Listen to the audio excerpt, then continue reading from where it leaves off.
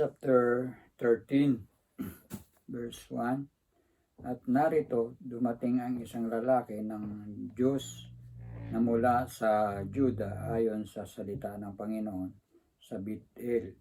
At si Jeroboam ay nakatayo sa siping ng dambana upang magsunog ng kamangyan.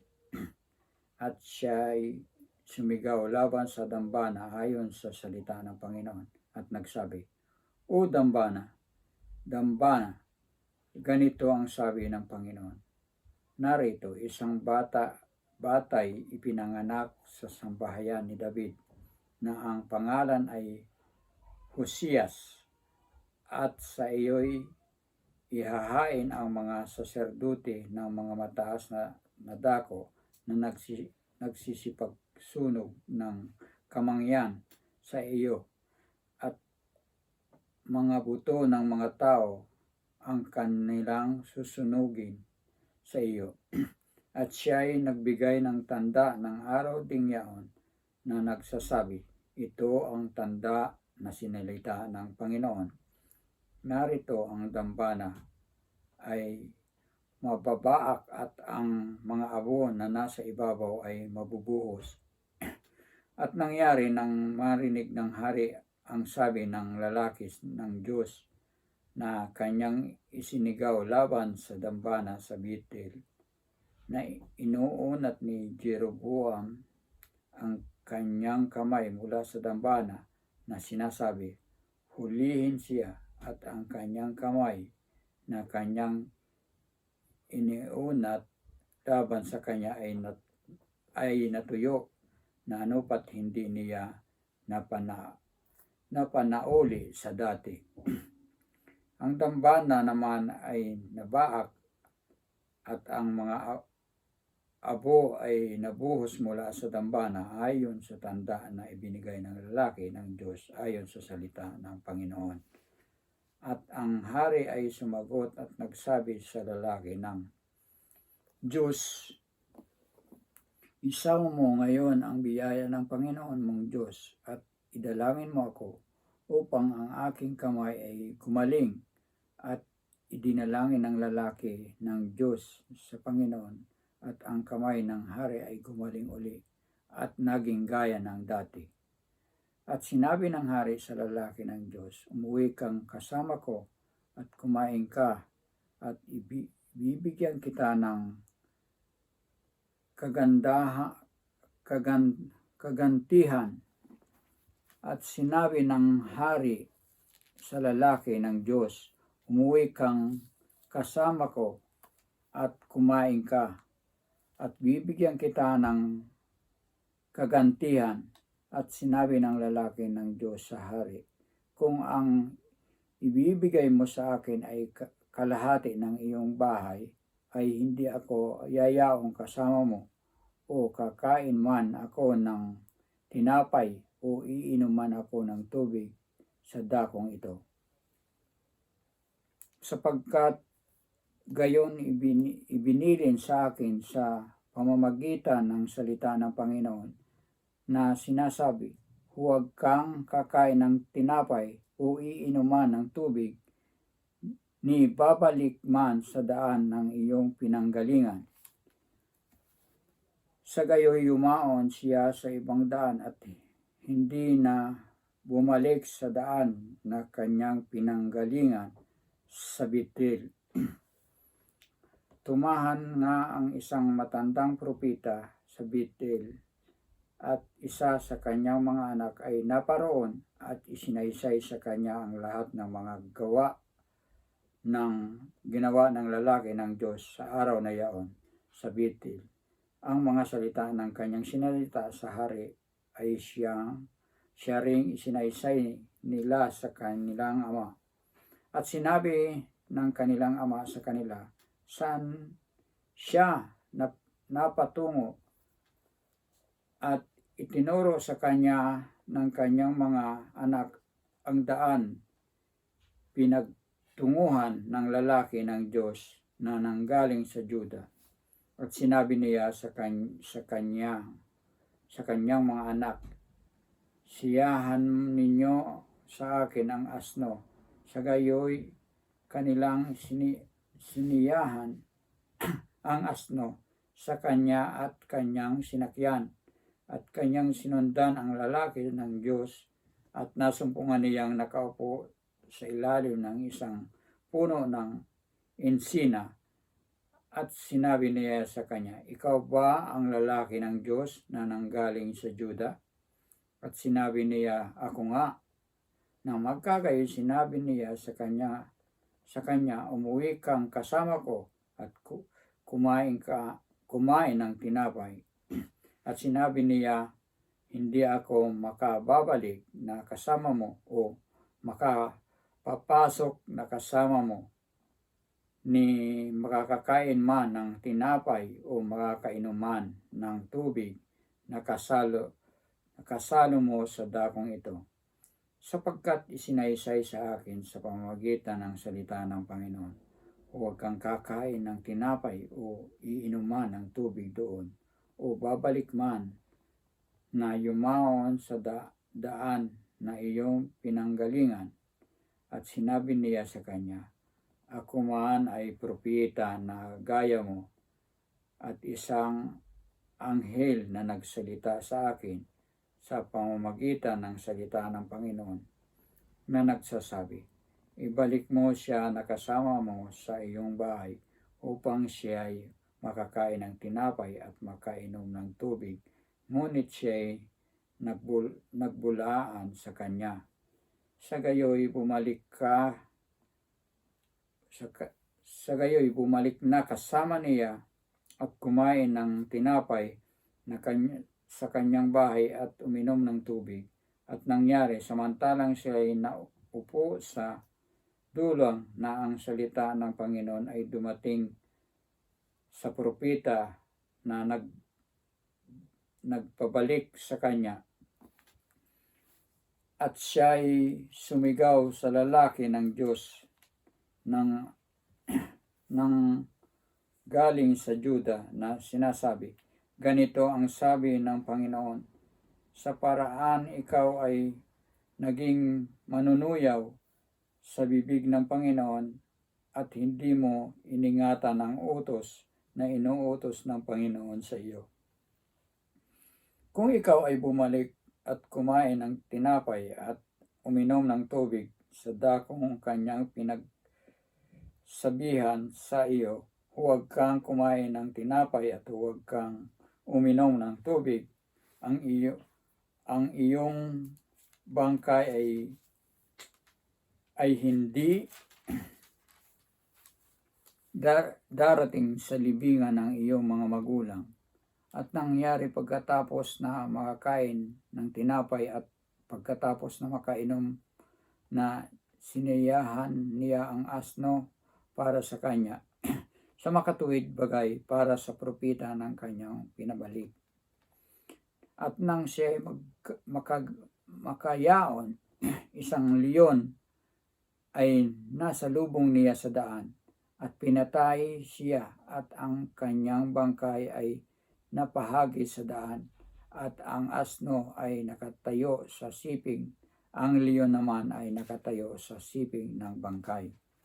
At narito, may mga taong nagsipagdaan at nakita ang bangkay na nakahagi sa daan, at ang leon ay nakatayo sa siping ng bangkay, at sila'y yumaon at isinaysay nila sa bayan na kinatatahanan ng matandang propeta. At nang marinig ng propeta na nagpabalik sa kanya sa daan, sinabi niya, lalaki nga ng Diyos na naging masuwayin sa bibig ng Panginoon, kaya't ibinigay siya ng Panginoon sa leon na lumapa sa kanya at pumatay sa kanya ayon sa salita ng Panginoon na sinalita sa kanya. At sinalita niya sa kanyang mga anak na sinasabi, siyahan ninyo sa akin ang asno, at kanilang siniyahan. At siya ay yumaon at nasumpungan ang kanyang bangkay na nakahagis sa daan, at ang leon at asno ay nakatayo sa siping ng bangkay hindi nilamon ng leon ang bangkay o nilapa man ang asno. At kinuha ng propeta ang bangkay ng lalaki ng Diyos at ipinatong sa asno at ibinalik na naparoon sa bayan at ng matandang propeta upang tumangis at inilibing siya. At inilagay niya ang kanyang bangkay sa kanyang sariling libingan at kanilang tinangisan siya na sinasabi, "Ay kapatid ko." At nangyari pagkatapos ng kanyang mailibing na siya ay nagsalita sa kanyang mga anak na sinasabi, "Pagka ako'y namatay, ilibing nga ninyo ako sa libingan na pinaglibingan sa lalaki ng Diyos. Ilagay ninyo ang aking mga buto sa siping ng kanyang mga buto, sapagkat ang sabi ng kanyang isinigaw sa pamamagitan ng salita ng Panginoon laban sa dambana sa Betel at laban sa lahat ng mga bahay sa mga mataas na dako na nangasa mga bayan ng Samaria at walang pagsalang mangyayari." Pagkatapos ng bagay na ito, si Jeroboam ay hindi tumalikod sa kanyang masamang lakad, kundi gumawa uli mula sa buong bayan ng mga saserdote sa mga mataas na dako. Sino mang may ibig, kanyang itinatalaga upang magkaroon ng mga saserdote sa mga mataas na dako. At ang bagay na ito ay naging kasalanan sa sambahayan ni Jeroboam, kaya't inihiwalay at nilipol sa ibabaw ng lupa. Chapter 14. Nang panahong yaon, si Abias na anak ni Jeroboam ay nagkasakit at sinabi ni Jeroboam sa kanyang asawa, "Umangon ka, isinasamo ko sa iyo at magpakunwari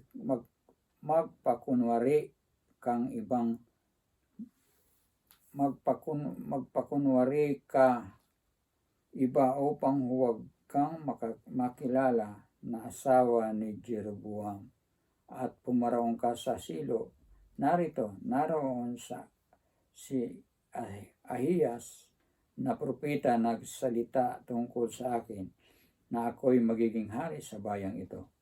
At magdala ka ng 10 tinapay at mga munting tinapay at isang bangang pulot at paroon ka sa kanyang sasaysayin sa iyo kung ano ang mangyayari sa bata." At ginawang gayon ng asawa ni Jeroboam at bumangon at naparoon sa Silo at naparoon sa bahay ni Ahiyas. Si Ahiyas nga ay di na makakita sapagkat ang kanyang mga matay malabo na dahil sa kanyang gulang. At sinabi ng Panginoon kay Ahiyas, "Narito ang asawa ni Jeroboam at naparirito na tinatanong ka tungkol sa kanyang anak sapagkat siya may sakit. Ganito't ganito ang iyong sasabihin sa kanya sapagkat mangyayari pagka siya ay pumasok na siya ay magpakunwari na ibang babae at nagkagayon na marinig ni Ahiyas ang ingay ng kanyang mga paa pagpasok niya sa pintuan na sinasabi niya, 'Pumasok ka, ikaw na asawa ni Jeroboam, bakit ka nagpapakunwaring iba? Sapagkat ako'y sinugo sa iyo na may masamang balita. Ikaw ay umaon na saysayin mo kay Jeroboam. Ganito ang sabi ng Panginoon ng Diyos ng Israel.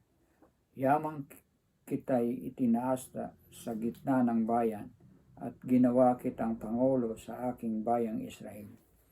At inagaw ang kaharian mula sa sambahayan ni David at ibinigay sa iyo.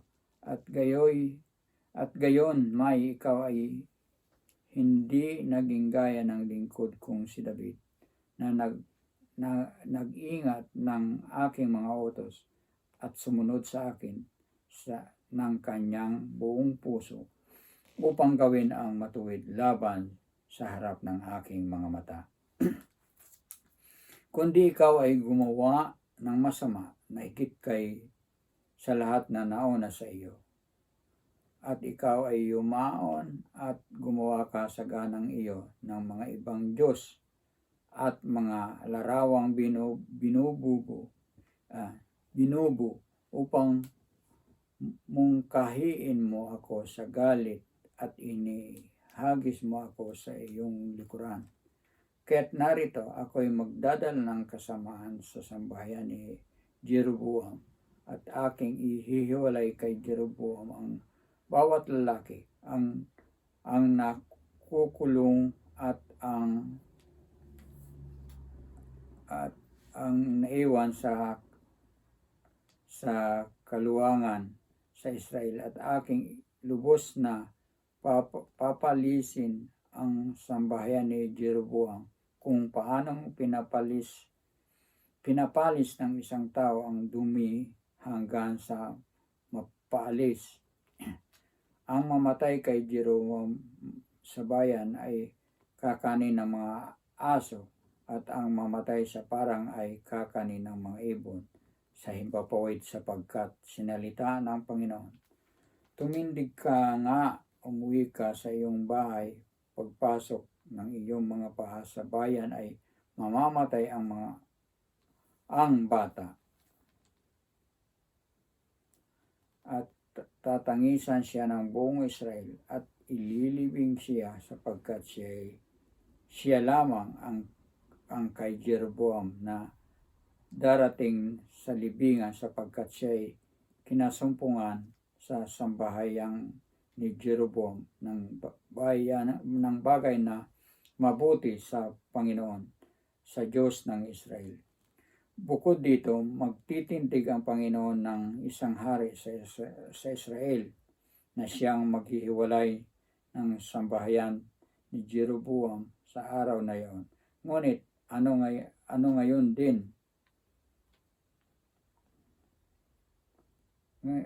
din sapagkat sasaktan ng Panginoon ng Israel ng gaya ng isang tambo na gumagalaw sa tubig at kanyang bubunutin ang Israel dito sa mabuting lupa na ibinigay sa kanilang mga magulang at pangangalatin sila sa dako roon ng ilog dahil sa kanilang ginawa ang kanilang mga asera na minungkahi ang Panginoon sa galit at kanyang pababayaan ang Israel dahil sa mga kasalanan ni Jeroboam na kanyang ipinagkasala at ipinagpagkasala sa Israel. At ang asawa ni Jeroboam ay tumindig at yumaon at naparoon sa Tersa at pagpasok niya sa pasukan ng bahay, ang batay namatay at inilibing siya ng buong Israel at tinangisan siya ayon sa salita ng Panginoon na kanyang sinalita sa pamamagitan ng kanyang lingkod na si Ahiyas na propeta. At ang iba sa mga gawa ni Jeroboam kung paanong siya ay nakidigma at kung paanong siya ay naghari, narito susulat sa aklat ng mga alaala sa mga hari sa Israel. At ang mga araw na ipinaghari ni Jeroboam ay 22 taon at siya ay natulog na kasama ng kanyang mga magulang at si Nadab na kanyang anak ay naghari sa nakahalili niya. At si Roboam na anak ni Salomon ay naghari sa Juda.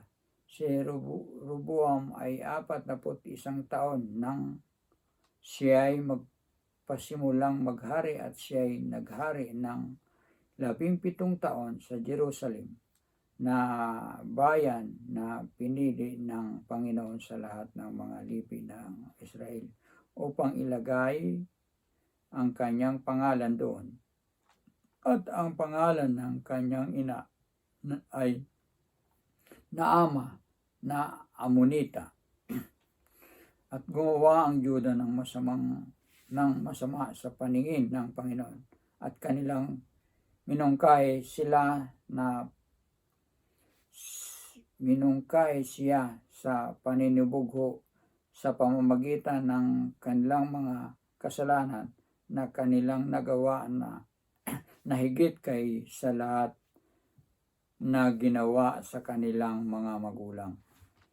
Sapagkat siya ay nagsipagtayo naman para sa kanila ng mga mataas na dako at ng mga haligi at ng mga asira sa bayang mataas na burol at sa ilalim ng bawat sariwang punong kahoy. At nagkaroon din naman ng mga Sodomita ang lupain. Sila'y nagsigawa ng ayon sa lahat ng karumal-dumal na mga bansa na pinalayas ng Panginoon sa harap ng mga anak ni Israel. At nangyari ng 5 taon sa Haring Roboam na si Sisak na hari sa Ehipto ay umahon laban sa Jerusalem, at kanyang dinala ang mga kayamanan ng bahay ng Panginoon at ang mga kayamanan ng bahay ng hari. Kaya ngang dinalang lahat at kanyang dilala ang lahat ng kalasag na ginto na ginawa ni Salomon. At ang Haring Roboam ay gumawa ng mga kalasag na tanso na kahalili ng mga hayaon at ipinagkatiwala sa mga kamay ng mga punong kawal na bantay na nag-iingat ng pintuan ng bahay ng hari. At nangyari pagka nanasok ang hari sa bahay ng Panginoon ay dinadala ng bantay at ibinabalik sa silid ng bantay. Ang iba nga sa mga gawa ni Roboam at ang lahat na bagay ng kanyang ginawa, hindi ba nasusulat sa aklat ng mga alaala sa mga hari sa Juda? At nagkaroon palagi ng pagdidigmaan si Roboam at si Jeroboam. At si Roboam ay natulog na kasama ng kanyang mga magulang at nalibing na kasama ng kanyang mga magulang sa bayan ni David. At ang pangalan ng kanyang ina ay Naama na Amonita, at si Abiyam na kanyang anak at ay naghari na kahalili niya.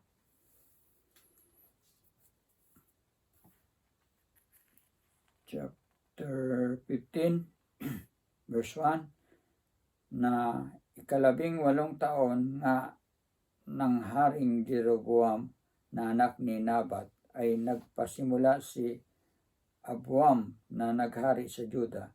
3 taon siyang naghari sa Jerusalem, at ang pangalan ng kanyang ina ay Maaka na anak ni Abisalom. At siya ay lumakad sa lahat ng mga kasalanan ng kanyang ama na ginawa nito ng una sa kanya, at ang kanyang puso ay hindi sakdal sa Panginoon niyang Diyos, na gaya ng puso ni David na kanyang magulang. Gayon dahil kay David ay binigyan siya ng Panginoon ng kanyang Diyos na sa isang ilawan sa Jerusalem upang itaas ang kanyang anak pagkamatay niya at upang itatag sa Jerusalem. Sapagkat ginawa ni David ang matuwid sa harap ng Ama ng mga mata ng Panginoon at hindi lumihis sa anumang bagay na inuutos niya sa kanya sa lahat ng kaarawan ng kanyang buhay, laban lamang sa bagay na ni Uriah na Hitiyo. Nagkaroon nga ng pagdidigmaan si Rehoboam at si Jeroboam sa lahat ng kaarawan ng kanyang buhay. At ang iba nga sa mga gawa ni Abiam at ang lahat niyang ginawa hindi ba nasusulat sa aklat ng mga alaala sa mga hari sa Juda? At nagkaroon ng pagdidigmaan si Abiam at si Jeroboam. At si Abiam ay natulog na kasama ng kanyang mga magulang at inilibing nila siya sa bayan ni David. At si Asa na kanyang anak ay naghari na kahalili niya. At nang 20 taon si Jeroboam na hari sa Israel ay nagpasimula si Asa na maghari sa Juda. At 41 taon naghari siya sa Jerusalem at ang pangalan ng kanyang ina ay Maaka na anak ni Abisalom. At ginawa ni Asa ang matawid sa harap ng mga mata ng Panginoon, gaya ng ginawa ni David sa kanyang magulang. At kanyang inalis ang mga Sodomita sa lupain na inalis ang lahat ng Diyos-Diyusan na ginawa ng kanilang mga magulang. At si Maaka naman na kanyang ina ay inalis niya sa pagkarina sapagkat gumawa ng kanumal-dumal sa larawan ng pinaka-Asera at pinutol ni Asa ang kanyang larawan at sinunog sa batis Cedron. Ngunit ang matataas na dako ay hindi inalis, gayunmay ang puso ni Asa ay sakdal sa Panginoon sa lahat ng kanyang kaarawan. At kanyang pinasok sa bahay ng Panginoon ang mga bagay na itinalaga ng kanyang ama at ang kanyang ama at ang kanyang bagay na itinalaga niya, pilak at ginto at mga sisidlan. At nagkaroon ng pagdidigmaan si Asa at si Baasa ng hari sa Israel sa lahat ng kanilang kaarawan. At si Baasa na hari sa Israel ay umahon laban sa Juda at itinayo ang Rama upang huwag niyang matiis na sinumay lumabas at pumuraong kay Asa na hari ng Juda. Na magkagayo kinuha ni Asa ang lahat ng pilak at ginto na naiwan sa mga kayamanan ng bahay ng Panginoon at sa mga kayamanan ng bahay ng hari at ibinigay sa kamay ng kanyang mga lingkod at ipinadala ang mga yaon ng Haring Asa kay Bin-Adad na anak ni Tabrimon na anak ni Hesyon na hari sa Syria at tumataan sa Damasco at nagsasabi, may pagkakasundo ako at ikaw, ang aking ama at ang iyong ama, narito aking ipinadala sa iyo ang isang kaloob na pilak at ginto. Ikaw ay yumaon, sirain mo ang iyong pakikipagkasundo kay Baasa na hari sa Israel upang siya'y lumaya sa akin. At dininig ni Ben-Hadad ang haring Asa, at sinugo ang mga puno ng kanyang mga hukbo laban sa mga bayan ng Israel, at sinaktan ang Ahiyon at ang Dan at ang Abel Bit Maaka at ang buong Sinirot, 10 ng buong lupain ng Niptali.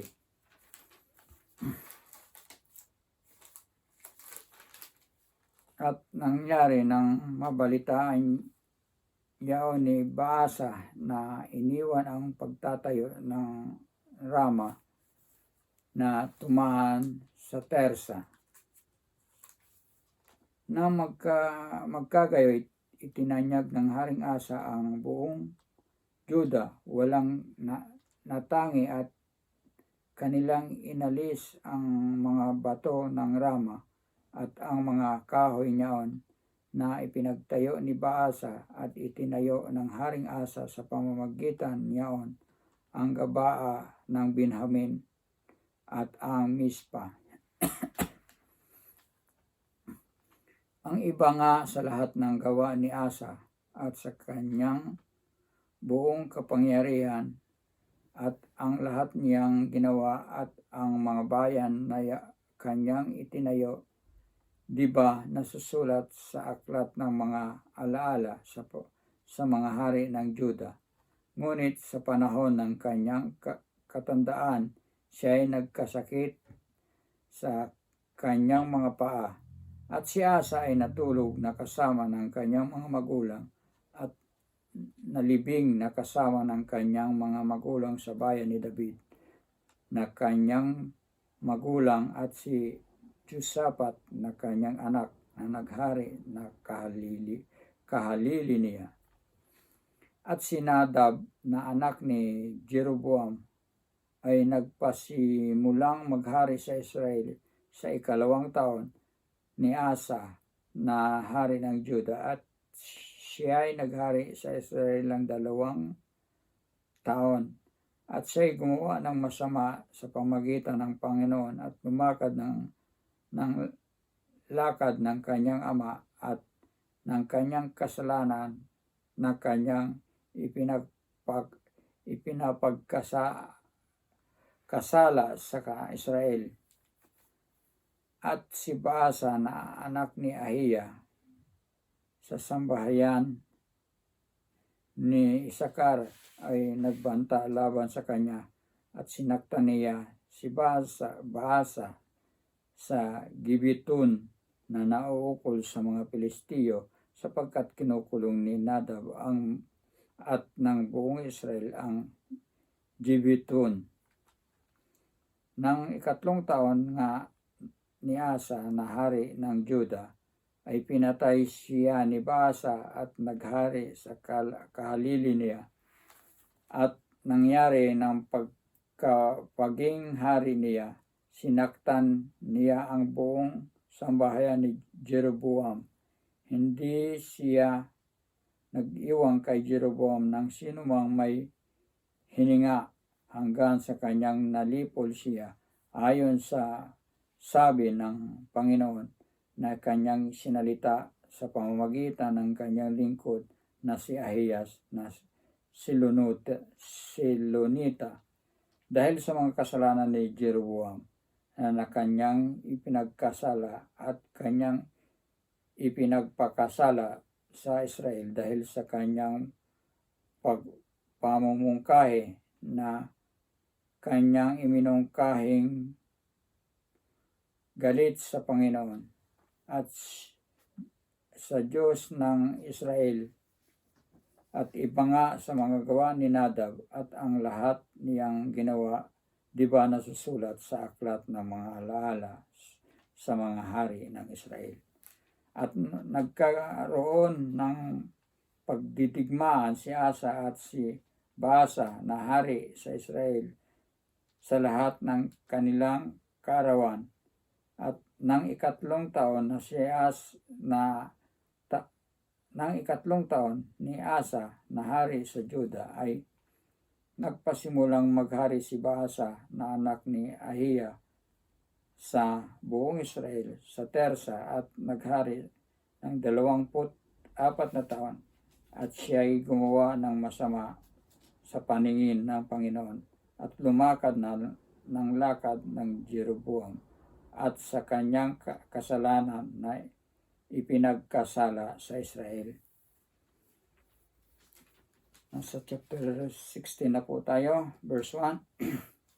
At ang salita ng Panginoon ay dumating kay Jehu na anak ni Hanani labang kay Baasa na sinasabi, Yamang itinaas kita mula sa alabok at ginawa kitang pangulo ng aking bayang Israel. At ikaw ay lumakad ng lakad ni Jeroboam at iyong ipinagpagkasala ang aking bayan Israel upang mungkahiin mo ako sa galit sa pamamagitan ng kanyang mga kasalanan. Narito, aking lubos na papalisin si Baasa at ang kanyang sambahayan at aking gagawin ang iyong sambahayan na gaya ng sambahayan ni Jeroboam na anak ni Nabat. Ang mamamatay kay Baasa sa bayan ay kakanin ng mga aso at ang mamamatay sa kanya sa parang ay kakanin ng mga ibon sa himpapawid. Ang iba nga sa mga gawa ni Baasa at kanyang ginawa ang lahat ng kanyang kapangyarihan, di ba nasusulat sa aklat ng mga alaala sa mga hari ng Israel? At natulog si Baasa na kasama ng kanyang mga magulang at nalibing sa Tersa at si Ela na kanyang anak ay naghari na kahalili niya. At bukod dito ay sa pamagitan ng propetang si Jehu na anak ni Hanani ay dumating ang salita ng Panginoon labang kay Baasa at labang sa kanyang sambahayan dahil sa lahat ng kasamaan ng kanyang ginawa sa paningin ng Panginoon upang mungkahiin siya sa galit sa pamamagitan ng gawa ng kanyang mga kamay sa pagkaagaya sa sambahayang ni Jeroboam at sapagkat sinaktan din niya siya. Nang 26 na taon ni Asa na hari ng Juda ay nagpasimula si Ela na anak ni Baasa na maghari sa Israel sa Tersa at nagharing 2 taon.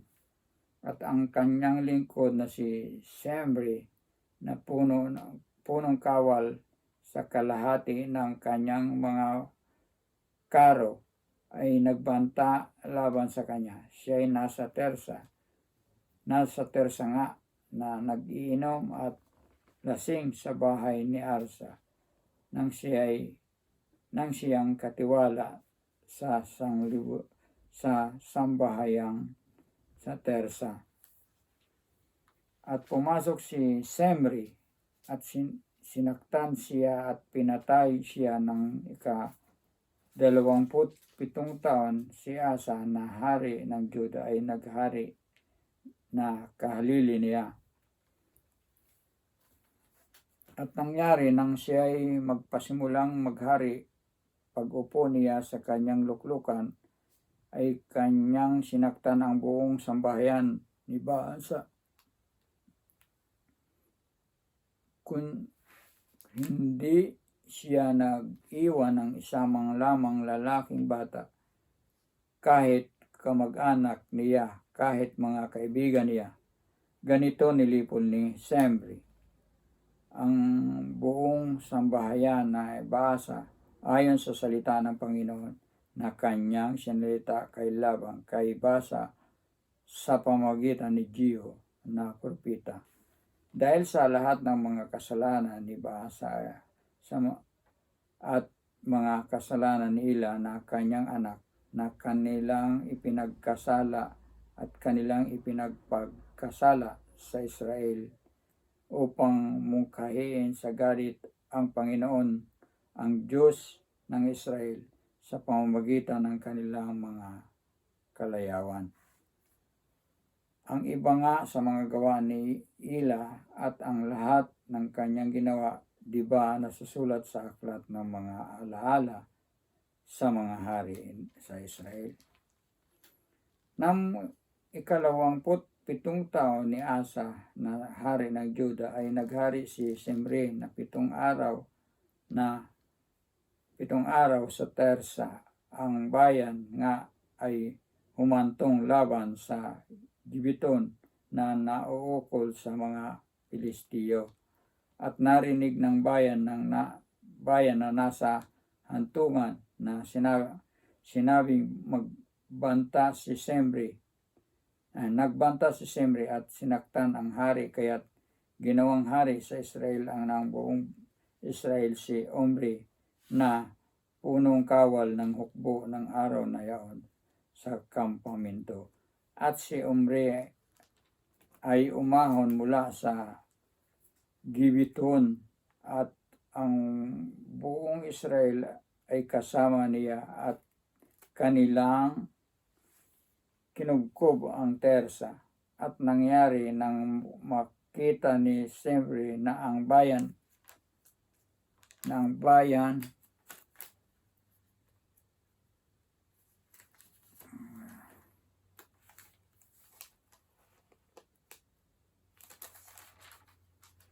ay nasakop na niya, naparoon sa kastilyo ng bahay ng hari at sinunog ng apoy ang bahay na kinaroroonan ng hari, at siya ay namatay dahil sa kanyang mga kasalanan na kanyang ipinagkasala sa paggawa ng masama sa paningin ng Panginoon, sa paglakad sa lakad ni Jeroboam at sa kanyang kasalanan na kanyang ginawa upang papagkasalahin ang Israel. Ang iba nga sa mga gawa ni Zimri at ang kanyang paghimagsik na kanyang ginawa, di ba nasusulat sa aklat ng mga alaala sa mga hari sa Israel. Nang magkagayoy, ang bayan ng Israel ay nahati sa dalawa. Ang kalahati ng bayan ay sumunod kay Tibni na anak ni Ginit upang gawin siyang hari, at ang kalahati ay sumunod kay Omri. Ngunit ang bayan na sumunod kay Omri ay nanaig laban sa bayan na sumunod kay Tibni na anak ni Ginit. Sa gayoy namatay si Tibni at naghari si Omri. Nang 31 taon ni Asa na hari sa Juda ay nagpasimulang si Omri na maghari sa Israel, at naghari na 12 taon, 6 na taon na naghari siya sa Tersa. At binili niya ang burol ng Samaria kay Semer sa halagang 2 talentong pilak, at siya'y nagtayo sa burol at tinawag ang pangalan ng bayan na kanyang itinayo ngayon sa pangalan ni Semer, sa may-ari ng burol na Samaria. At gumawa si Omri ng masama sa paningin ng Panginoon, at gumawa ng masama sa higit kaysa lahat na nauna sa kanya, sapagkat siya'y lumakad sa buong lakad ni Jeroboam na anak ni Nabat, at sa kanyang mga kasalanan na ipinagpagkasala niya sa Israel, upang mungkahiin sa galit ang Panginoon, ang Diyos ng Israel sa pamamagitan ng kanilang mga kalayawan. Ang iba nga sa mga gawa ni Omri na kanyang ginawa at ang kapangyarihan niya na kanyang ipinamalas di ba nasusulat sa mga aklat ng mga alaala sa mga hari sa Israel. Sa gayoy, natulog si Omri na kasama ng kanyang mga magulang at nalibing sa Samaria at si Akab na kanyang anak ay naghari na kahalili niya. At nang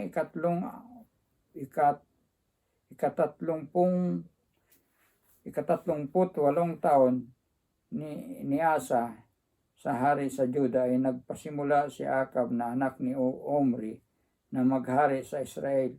At si Akab na anak ni Omri ay naghari sa Israel sa Samaria na 22 taon. At si Akab na anak ni Omri ay gumawa ng masama sa paningin ng Panginoon na higit sa lahat na nauna sa kanya. Nang mangyari nawari isang magaang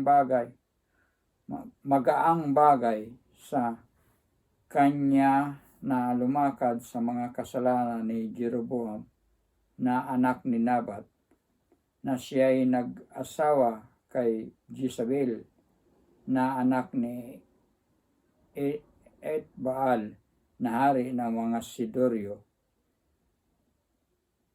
at yumaon at naglingkod kay Baal at sumamba sa kanya.